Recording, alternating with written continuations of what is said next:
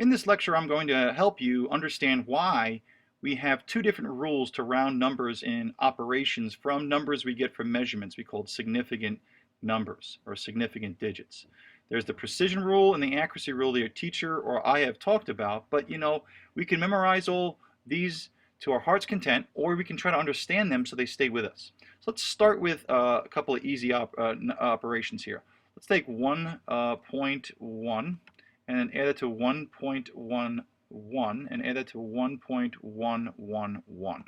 Okay, let's make these all mass, analytical scale, or balanced numbers. Now we're going to add these together, we're going to sum these together, and when you do so, obviously we get 3.321 grams. Now, these numbers are, well, if you look at the answer from my sum of these three numbers, it should bother you that I'm getting a number that is more precise than my least precise number up here. In this top number, I have a number that has a decimal place to the tenths place, which means my guess is in the tenths place.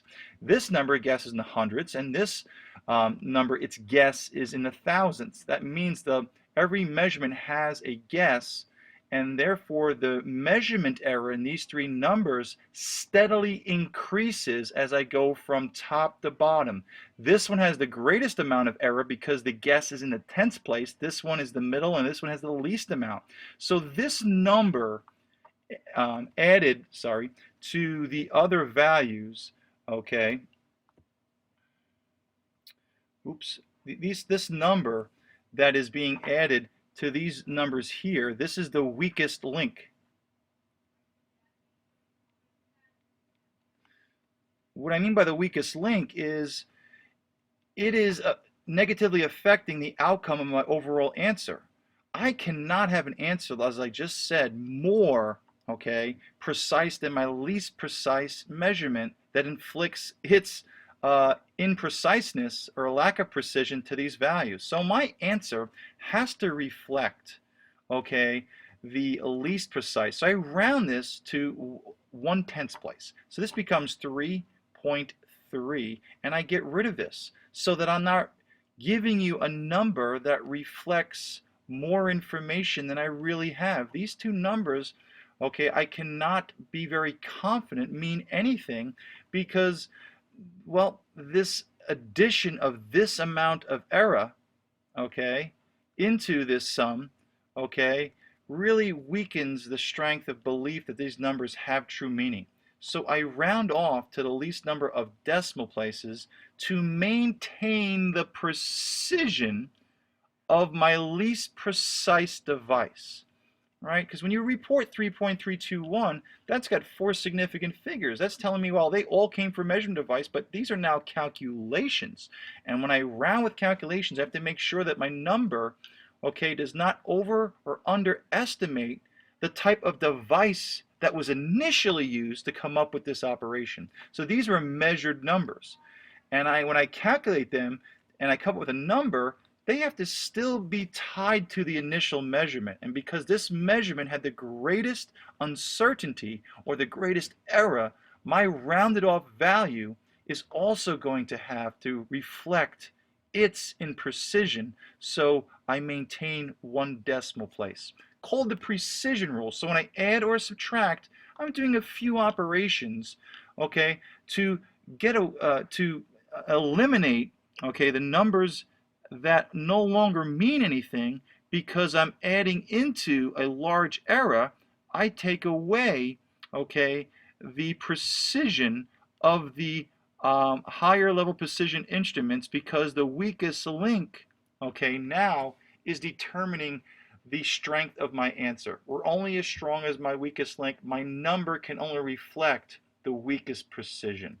And that should make some sense to you. So we round off when we add or subtract, and we're doing only a couple of operations, we maintain the precision of the weakest link to keep our number representing some important numbers that we're certain of, Now when we do the accuracy rule, well, what does that mean? Well, let's take, for instance, some number here. Let's take some crazy number, 8, 7, 6, 5, 3, I don't know, 1. And I'm going to times this by 0.1. Okay, now, when I multiply this out by 0.1, okay, I should get 8765.311. Okay, and let's make this meters, it doesn't really matter. And you say, okay, if I leave this alone, okay, gosh, I've got a lot of numbers that I'm reporting. And if you think about the precision rule, you think, wow, gosh, I have to round this off to 1 decimal place. So if you were to use the precision rule with multiplication division, I'm going to show you what you would get. What you would get is you would get 8765 point, well, you'd round off to 1 decimal place, right? Well, 1 decimal place, and look at this. This is a 1, so it's less than 5.3. And that's my number, 8765.3 meters. And I'd be saying that I am confident that all these numbers have important meaning. So if I was, let's say, building a bridge and I needed a certain amount of tons of steel, I would say I need exactly that amount of tons of steel to make that work. Now here's the problem with the precision rule trying to do into this multiplication division. Now you should know multiplication means I'm taking this 0.1 and I'm adding 0.1 87,653.1 times. I'm adding this many, many, many times. And what do I know about this number? Well, I know that this number has 1 significant digit. What does that mean? That means it's the guess on the measurement device. This has a lot of error because it only has 1 significant digit. This has a lot of significant digits. The measurement device used to get this number was just as precise, but it had a lot more information there. So I'm taking this number with a lot of error and I'm compounding it 87,653 times, 0.1. So I'm adding this error into this. And if that's the case, party people, how can I be certain of all of these numbers? I can't be, because these numbers were built from this error that was multiplied or added to it. Now, it could be a good guess or a bad guess, doesn't matter. There's a lot more error here than I'm compounding. So I am not certain of these numbers anymore. What am I certain of? Well, the control for what numbers I can grab a hold and say, hey, I'm really certain these numbers make sense, the rest are just guesstimations. We round off to the least number of significant digits. When we compound the error multiple times by multiplying, by adding multiple times, or when we divide, we subtract multiple times. The control for what numbers really make sense, we do this, we look at the significant digits. So this has 1 sig fig. This number, of course, has 6 sig figs. And just like before, we round off to the weakest link. We're as strong as the weakest link, and the weakest link is 1 significant digit. So I've got to round this answer to 1 sig fig. So I look at the last is 87,000. I go to here, 8. This is a 7, so it's bigger than 5. So it goes 9, 0, 0, 0, and that'd be meters. You say, Mr. Grodsky, 9,000? Yeah, I'm certain that the amount of meters I need of length of boards or tons, whatever unit I'm going to use, I'm pretty certain of the 9. Everything else is a guesstimate. So I would say, hey, how many tons of steel do you need to build a bridge? I can't say I need exactly this. With all this error that I'm compounding, this would be definitely wrong. I can't be certain. What I'm certain is I would say, well, I need about 9,000.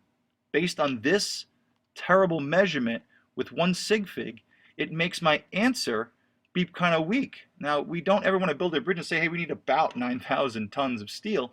But you can see the point here is that this weak number multiplied and added that many times weakens the strength of all these numbers. Now, if I was to have another number with more significant figures, let's say it's 0.10 now. That's 2 sig figs. This has 6. I round off to the least number of sig figs, and now I have 2. All right, so that's 8, 7. Look at this 6. This 6 is big, so this is 88. 9,000, which I could also write to be 8.8 times 10 to the 3, whatever unit I'm using. Remember, anything in front in scientific notation here gives us the 2 sig figs. So sometimes scientific notation. What if I needed 3 sig figs? Okay, and so forth. I would use scientific notation to do that. But the bottom line here is that as this number becomes more significant, there's more confidence in all the numbers from measurement device, so does the number that I resulted from. So if I put 3 sig figs here, I can round this to now 3, and now more of these numbers I can be confident of. It doesn't mean that there's no more of the others. 9,000 doesn't mean that it's exactly 9,000. Really, it means is I'm confident it's around 9,000, plus or minus something. It's the strength and it's the reliability, it's the confidence of the number. So we have to round numbers in our calculations so that we not only show the correct precision if there's multiple types of easy small computations, but we have to also reflect the actual number. This is not exactly how many boards or how many tons of steel we need. This is about, so we're going to have to give a number that reflects the confidence. So the first one that I did, I reflected the confidence based on the precision, and here I reflected the confidence of the number and its meaning based on the significant figures. So you can see why these rules are different and why they're different, okay, and hopefully you don't have to memorize them and understand them. Now, one little extra to this is what we do with rounding. So I want to revisit a worksheet that we have, and I want to show you, okay, how do we round from this point forward. So if we look at a worksheet that we already have finished, we were doing conversions, and we didn't consider how to round. Now we're going to go back and round appropriately. So if we look at some of my work on the key, I did not consider how to round here. Let's look at number 3 specifically. Okay, in number 3, I took 270 pounds. That must mean that I measured 270 pounds somewhere, and I want to convert it to kilograms. So how do I do this operation? Well, very important. If I start with a number of significant digits, if I times it by a constant, now these are constant. Converting factors are not something I measured. So when we do calculations, we have to consider what was measured.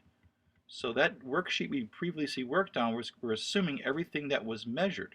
So when I did 1.1 and 1.11 and 1.11, all those are measured. This wasn't measured by us. This was a constant. So I start with, and you've guessed it, how many significant digits in 270? 2, because that 0 does not count. It's a placeholder without the decimal point. I times it by numbers that I had nothing to do with. They were constants. Therefore, my number should show 2 significant digits. And I would round this to 120 kilograms.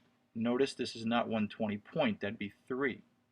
So now, when I ask you to convert, you have to consider that. Now we'll go through that in our lab 1. Okay, look at number 1, kind of silly. 100 gallons is 1 sig fig. I times it by a constant. I did not measure this, so I don't change the level of significance. I guess what? I get one significant number. So believe it or not, based on this number, I get 100 gallons US. It doesn't really change because this number is silly because there's only one significant digit. Really, I should have 100 point here, okay, to show 3 at least, and that would make sense to show 3. So you can see that if you start with a number that doesn't have any significance, your answer is not going to have much significance, and that should make sense to you. Okay, if you look at a couple others, okay, 26.6 pints here, 25.6 pints, that's 3 sig figs. Times it by what? These are all constants. These are not something I measured. So I get back out 3 significant. So this should be 12.1 liters. And you get the point, all right? And that's what we do here. Since these are multiplication operations, I'm using significant figures as how I round. I'm not using decimal places because all conversions are a multiplication, part of the accuracy rule. But again, it's not important to know the name of the rules, understanding why. So what I would like for you to do, go back to this worksheet and round all your answers appropriately to the level of significance they must have. Again, it's based on the initial. Okay, thank you.